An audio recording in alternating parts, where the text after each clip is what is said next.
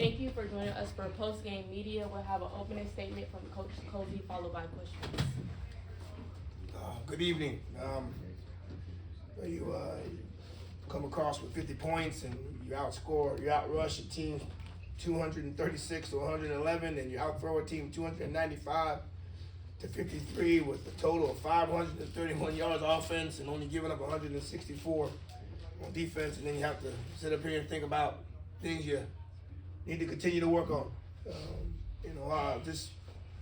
We talked to the team about trying to win every quarter. Started with the first quarter winning, then we win the second. The third quarter, special teams on both sides kind of took over the football game, and then in the fourth, offense did a great job of winning the time of possession. But I'm excited for the win, homecoming win. I know a lot of people are going home happy. The Bragg Stadium winning streak is still intact. I got these two guys to my right and my left that continue to be solid leaders off the field. Excited that they're on our football team with a bunch of the other guys that are in that locker room. But they'll tell you we didn't play a full 4 quarters, and that just tells you the kind of football team that we have. Still got some work to do. We'll cherish the victory. I know there'll be some good time happening tonight, and we'll get back tomorrow to lift and run and evaluate and put this game to bed, and then get ready for a very, very good Prairie View team next weekend. What's up, y'all? Hey, First off, congratulations on the win. Thank you. 52 points today. Highest scoring output of the season, but also this 52 points was the first time FAMU scored 50 plus points in 5 years, and that last game was 52 points on November 2nd, 2019. Talk about that a little bit. I know y'all want to come out here and kind of electrify the crowd a little bit, especially with it being homecoming, and this can go for anybody, just going out there. I feel like y'all entertained the crowd today. Well, it should have been 60. I mean, we left a lot of points out there, I thought. Other than that, I mean, we played great football tonight. I mean, on both sides of the ball, even special teams. At the end of the day, we still got work to do, like Coach said. I mean, at the end of the day, I got to still do a better job not turning the ball over. Been preaching that, for this whole season. At the end of the day, get back to the drawing board and celebrate. 24 hours and make it happen. Like I said, like he said, we got work to do. Defensively, we played a very good first half, but I feel like we didn't finish as well as we know we can. So that's something that we got to work on. Finish, because it's 4 quarters of a game for a reason. We got to play all 4. Well, anytime, I'm sitting here just going through my mind and just a lot of the things that I think we may need to work on over the next couple of days. But, I go to the 220 Club every Wednesday, and they talk about checks that they want to write for how many points that we score. They got mad at me last week, but this week they got to give us 52. So we'll have a bunch of people write some $52 checks, and I can't wait to see them. But excited for it, happy for it. The offense. I know week in and week out they go to work every day, and and they put 50 spot, and D. Rich, like he's correct. We probably could have put a few more on the board, but we'll take the win, and we'll take the positive, and then try to make sure we correct the negatives. Keith Allen. How's it going there, Coach? What's up, boss? How you doing? Well, we saw in this game especially, it looked like the defensive line and the linebacker core was able to get some additional penetration. We also saw a blitz from the secondary in the form of Kendall Bowler. Could you speak a little bit to some of the focus on getting additional penetration from your defense on their offense? Well, Texas Southern, we thought was going to do, they add gaps, right? They do, big offensive line, use your tight end to get in there and add some extra gaps. And, we were playing a little vanilla. I thought, we're a quarters team, and then we'll mix in some cover 2, and that's kind of been that's been our staple. But, we got some guys that can blitz. My man here had a huge sack today. We got some guys that can get after the quarterback, and it doesn't always have to be our defensive line putting pressure. So we've added some new wrinkles. Coach Patterson does a hell of a job of coming up with the wrinkles, and the guys are executing it, right. So we're mixing in some things, and it's evident on the defensive side. And, they're making some plays and making some things happen. So when we blitz on the back end, we know we got to cover, and I think we did a great job of that. Not just tonight, but I feel over the last few weeks we've done a good job with it.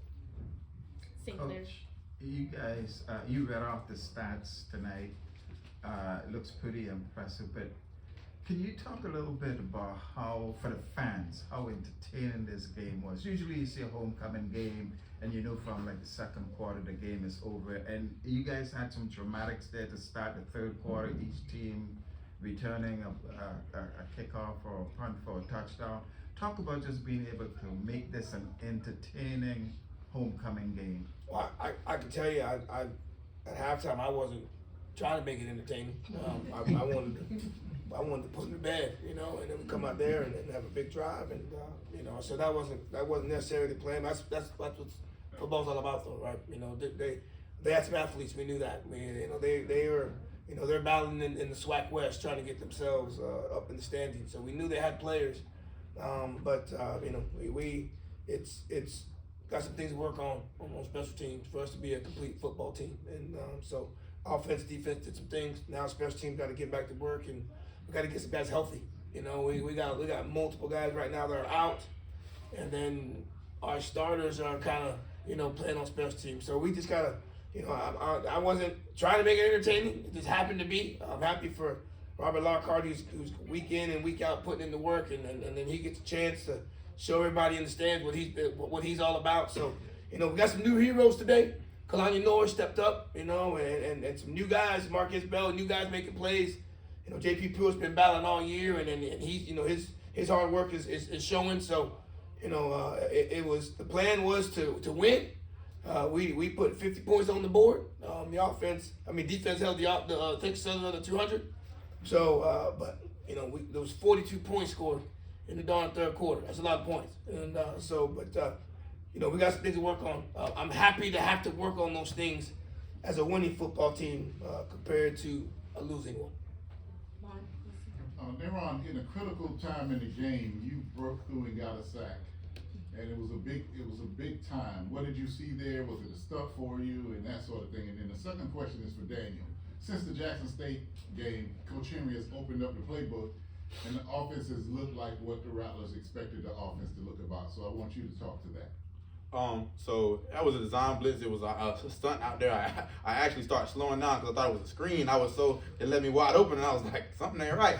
But then I got the sack, and you know, Coach Pat had been telling us we're gonna put pressure on him. And so you know, it was just my opportunity to put pressure on him, and I happened to make the sack, and so I'm just grateful for that. At the end of the day, I can't do it without the guys, you know, up front, you know, the O-line, and the guys making plays. Henry make great calls, and we just executed. At the end of the day, you see, I mean, we could put the ball in the air, and we also had great runs today. As you can see, we were able to run the ball. Thinking we had over 200-something rushing yards today. And at the end of the day, you know, the run helps out the pass, and the pass helps out the run. So it's complementary football, and you know, at the end of the day, we're just happy we got the win. That's the main thing. Gerald? Can y'all talk a little bit about today was a very cohesive win. Offense clicked, of course. Defense held Texas Southern to around 164 yards or something like that.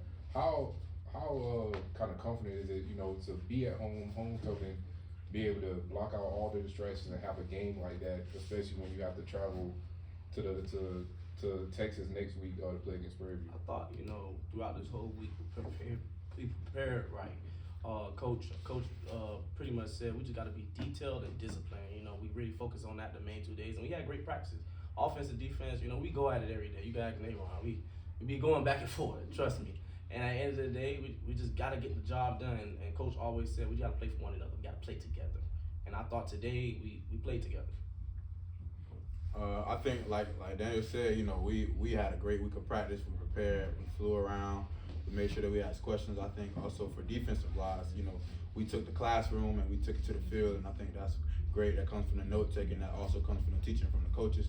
And so I think a great week of practice, a great week of preparation. It showed today for the first half. But like I said, you know, I'm always the hardest critic on myself and defense. I just think that, you know, even when everything's going wrong, we still got to stand up and make some plays. And so, you know, we're not really satisfied with that, but a win is a win, and we'll take that, and let's have a good homecoming night. Keith? Question for Neron. In the last couple of games, you kind of started to come into your own. You got a fumble recovery for a touchdown, you got sacks. Could you kind of speak into what it's been like this season, especially the second half of the season, as far as your maturation to the players that you're becoming, and kind of where you see that going forward? Oh, well, you know, I just thank God, you know, number one, because, you know, without him, I can't do what I'm doing. you know, but also I thank God for the coaches, you know, that they believing in me, and you know, they kind of basically just telling me to be yourself, you know, play football, have fun. And so, you know, I've been trying my best, you know, to lead the team and allowing them, and I thank the guys also for allowing me to lead and allowing me to play. And so, you know, I can't do it without the guys up front, you know, if it's not for the D linemen, you know, Allen Smith, you know, James Ayers, they're taking on double teams for me to come free. And so I'm just grateful for those guys right there. It's nothing that I'm doing, it's everybody else, and I'm just grateful that I'm the person that's getting to reap the benefit from that. Last question for Ryan Cody. Yeah. Coach, overall, you know, that third quarter, like you mentioned, that's a lot of points in a frame. But to be able to flush that out, for the guys to move past that blip that Texas Southern had, just what does that say about the maturity of this team and the fact that they were willing to, I lost my sentence there, to have some tenacity, push past that, and dominate the rest of the ballgame? Well, good teams answer, you know, and you know, we've done that all year. You know, something may have happened that, you know, whether it was adversity or, you know, but good teams answer. You know, early in the year, you know, defense was giving up some points, and offense would always come back and find a way to get some points in the drive. You know, right now, a couple times, you know, we've maybe put the defense in a tough situation, and you know, we work on sudden change a lot. We have our fire drills where we put the offense and defense in certain situations. So, you know, but again, it's part of the game.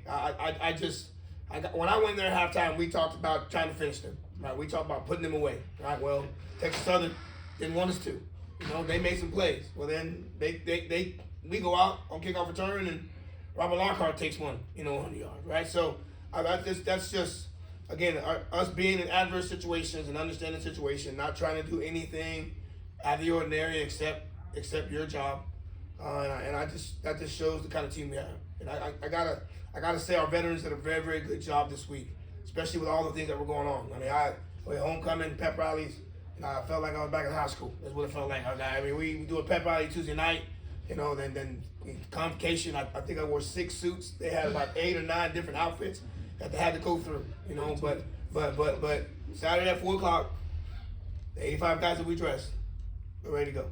That's credit to the staff, credit to the players. You know, I know we got a lot. This is FAMU homecoming. There's a lot going on, but our veterans did a very, very good job of managing it. I asked them to. They did that. Anytime we had football work, they did it. And you know, again, I talk about this team because I think we're a very, very good football team, and each week we continue to improve, and that's what good teams do. I'm excited for this team. You know, I'm a little worried about tonight, but hopefully our veterans do a damn good job tonight as well. But I know we'll be good, and then you know, we'll get back in tomorrow. They'll lift, they'll run, and then they'll have the rest of the day off because they deserve it. And then we'll get back to work and get ready for Prairie. Thank you for joining us. We will have our weekly press conference Monday at 10 a.m. Thanks, everybody. Take care of each other. All right. Appreciate it. Daniel, the look that